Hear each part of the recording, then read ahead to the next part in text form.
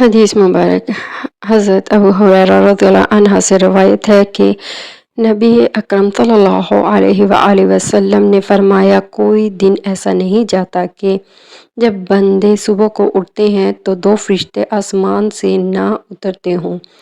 ایک فرشتہ تو یہ کہتا ہے کہ اے اللہ، خرچ کرنے والے کو اس کا بدلہ دے، اور دوسرا کہتا ہے کہ اے اللہ، مسک کر دے اور بخیل کے مال کو تلف کر دے، تو ہم اس کے لیے آسانی کی جگہ یعنی جنت آسان کر دیں گے۔